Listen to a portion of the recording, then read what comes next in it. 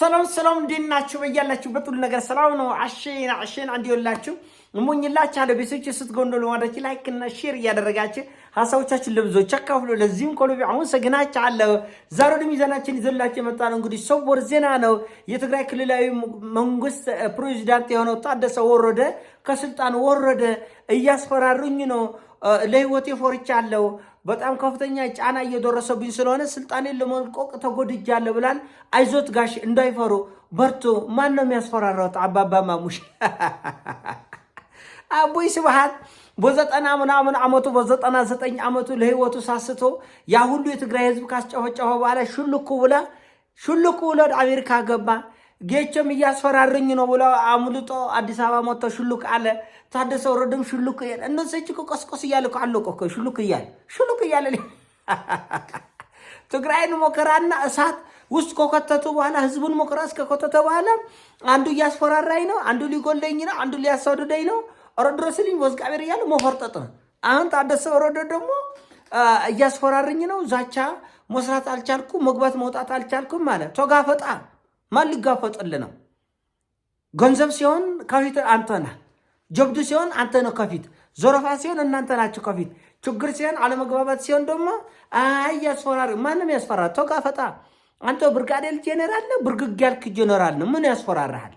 ምንም ያስፈራራ የምን ዛቻ ነው እንደ የሆነች 7ኛ ክፍል አዲስ ቆንጅዬ እንትን ኮረዳ መሰለህ። አሁንስ ኮረዳ ነው 7ኛ ክፍል 6ኛ ክፍል ያሉ ሴቶች እኔ መንገድ ላይ ሲሄድ ወንዶች እየለከፉኝ ነው፣ እያስፈራሩኝ ነው፣ ከለፈቆርክሽ አፍቅርሻለሁ ምናምን ብሎ ህፃናት ናቸው።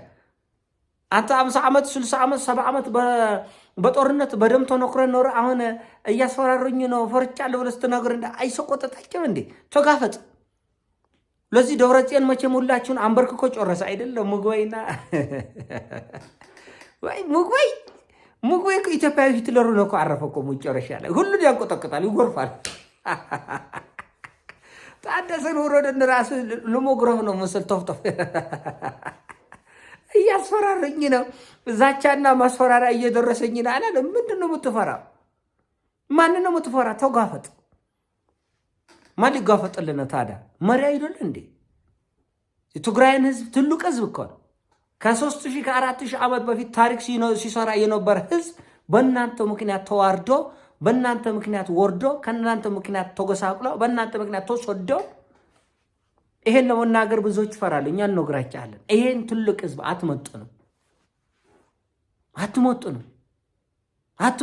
ጅቦች ናቸው፣ አርሙኔች ናቸው። ፈራው እያስፈራረኝ ነው። የታባ ነው የምትፈራ? ተጋፈጥ።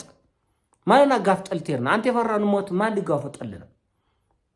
ቢየን ገንዘብ ዘርፋል አይደል? በዚህ ህዝብ ስምና ክብር ህይወት በእነሱ ዶምና አጥንት ላይ እናንተ ከብራችኋል። ስለዚህ አሁን ዛሬ ስልጣን ለቆቅ ያለው ፈርቻለሁ ይላል። ነገ ወደ አዲስ አበባ ከተቻለ ወደ አሜሪካ እንደዛ ነው የፈለገው። አትወጣትም፣ እዛ ተጋፈጥ። ይሄ የነፈዘ ትውልድ መጠየቅ አቅቶን አይደለም እንዴ? ገዳዮቻችን አገር የሚያጠፉ ወገን የሚያጠፉ ስትንኮ ትውልድ መጠየቅ አቅቶት እኮ ነው።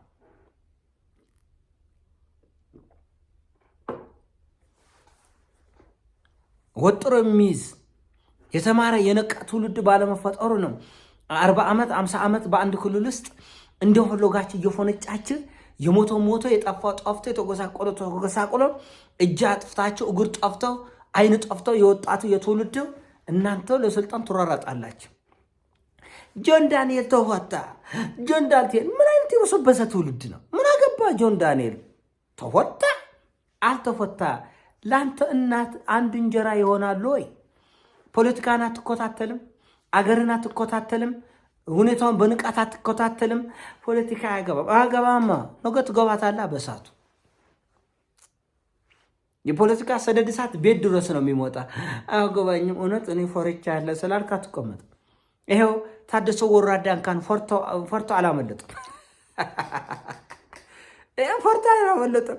እንደ ምስኪን እንደ አዲስ ኮረዳ ምስኪን ልጅ አለ ትምህርት ቤት ሲሄዱ ድሮኛ ሰፈር ውስጥ እንደዛ ነው የምናውቀው። ምስኪን ልጆች አሉ፣ ቆንጆዬ ልጆች። እኔ አፍቅርሻለሁ፣ የኔ ፍቅረኛ ካልሆንሽ ደውልልሻለሁ ብላ ብሎ ጀለፈፍ ጎረምሶች ነበር። እና ታደሰ ወረደ እንደዛ ነው የመሰለኝ። ዛቻና ማስፈራሪያ እየመጣ ነው። ጉጠማ ምን ለኛ ትነግረናል? ለምን ስልጣን ትለቃለህ? ግጠም። ወጣትን ጠይቅ፣ ወጥረ ጠይቅ፣ መሪዎችን ጠይቅ። ይሄ ጎላል፣ ተርበናል፣ ተጦምተናል፣ ደምተናል፣ ቆስሎናል። ምን አባታችን ነው ወናንተ ምክንያት እኛ ሞከራ የምንቆበል እስከ መቼ ነው? ወጥረ ያዝ። ጆን ዳንኤል ተፈታ። እንትን ማነች ሩስማኒ መናገር አስደበረኛ። ምን አረገ? የጃኒ ቀሚስ በዚህ ጎብቶ የጃኒ ቀሚስ አረ እንደ አንተን ቀሚስ ጠልፎ ይጣለ በስባሳ ትውልድ ዝም ብሎ የሆነ ነገር መንደር ቡቱቶ ውስጥ ተጠምዶ ነው ያለ። ፖለቲካ ተኖተንከው አልተነክተንከው ገባህበትም አልገባህበትም በሚወሰነው ውሳኔ ተጠፍ ነገር ትገባታል። ጉድ ነው። ለምሳሌ ፖለቲካ ውስጥ ንቁ ተሳትፎ አረክም አላረክም ኑሮ ሲወደድ አንተም እናትም አባትም ትራባላችሁ። ጦርነት ሲመጣ ቤተሰብም አንተም ዞር ማንዘር ይሶደዳል። በንቃት ተከታተል ያገርህን ጉዳይ አትነፍዝ። ግማሹ አረቂ አደንዝዞታል፣ ግማሹ ጫት አደንዝዞታል፣ ግማሹ ቲክቶክ አደንዝዞታል። እንደ አፋር ግመል አስሮ በአንድ ታስሮ ይጎተታል። የሀገርን ጉዳይ ተከታተል። በትግራይ ያለው፣ በአማራ ክልል፣ በኦሮሚያ፣ በሶማሊያ፣ በአዲስ አበባ ያለው ፖለቲካ ይመለከታል። የዓለም ፖለቲካ ይመለከታል። ጆን ዳንኤል ተፈታ እና ምትሆን እናንተ የኛ አሸርጓጆች ናችሁ። ልትኖሩ ነው እንዴ? ዘላለ እዚህ ቲክቶክ ላይ ወዲያ የተናፈጠው የተሞላፈጠ ጋር እየተኮተልክ እንደዛ እኮ አይደለም ኖሩ። የራስን ለመኖር ሞክር። እዚህ ቲክቶክ ላይ ላየህን ለኛ በማሸርጎድ ኑሮ አይገፋ። እኛ 2-3 ስራ እየሰራን ነው። እኔ ጌታ ሞኛት ነው። ጆን ዳንኤል ተፈቶ ነገ በአንድ አዳር ላይፍ 2-3 ሚሊዮን ብር ይዞ ይሄዳል። ለራስ አስብ፣ ትሳኮራለህ። አገርን ተከታተል። እያንዳንዱ ክልል ውስጥ የምትደረገው እያንዳንዱ እንቅስቃሴ በሞላ አገሪቱ በአፍሪካ ያለው ጉዳይ በትኩረት የሚከታተል ጠንካራ ትውልድ ያስፈልጋል። የነፈዘ ትውልድ አንፈልግም እኛ። በእርግጥ ራሱ ነገር ዓለሙ እያጸዳ እያስተካከላቸው ይሄዳል። ትርጉም የለውም። እኛ ምንም የሁሉ መጨነቅም አይጠበቅብንም። ስለዚህም ይህን ጉዳይ በንቃት መከታተል ያስፈልጋል። በንቃት መከታተል ያስፈልጋል። አሁን በትግራይ ክልል ታደሰ ወረደ እንደዚህ ያለው ነገር ለምንድን ነው የሆነው ብትል እነዚህ ባህላዊ ጀነራል እነ ምግበይ ለጦርነት ሙሉ ዝግጅታቸውን አጠናቀዋል። ይሄ ነገር ህዝቡ 2 ቦታ ከፍሎታል። የሚያስፈራ የጦርነት ድባብ ነው ያለው። እንግባ የሚለው እጅግ በጣም ተፈርቷል። እና ወጣቶቻችን ነቃ ብላችሁ ለመከታተል ሞክሩ። ነቃችሁም አልነቃችሁም፣ ፈዘዛችሁም አልፈዘዛችሁም ከጉዳይ ውስጥ መግባታችሁ አይቀር። ፖለቲካ ቤት ድረስ ነው የሚመጣ። ዛሬ በተለያየ ሀገራችን ክፍል ውስጥ በሚከሰቱ ግጭቶች ወደድም ጠሉም ወጣቶች ይጠለፋሉ። በዚህም አቅጣጫውን በዛኛው መስመር የሚሆን በግራ የሚሆን በቀኝ የሚሆን ወጣቶች ተጠልፎ ይገቡበታል። በትምህርታቸው ይሰናከላሉ። በጦርነት ውስጥ ገብታ ደማቸው ይፈሳል። ይሄ ምንድነው ችግሩ? በመንደር ቡትቶ ተጦምዳችሁ ስለሆነ ወይኔ ጃንዬ እንትን አለች።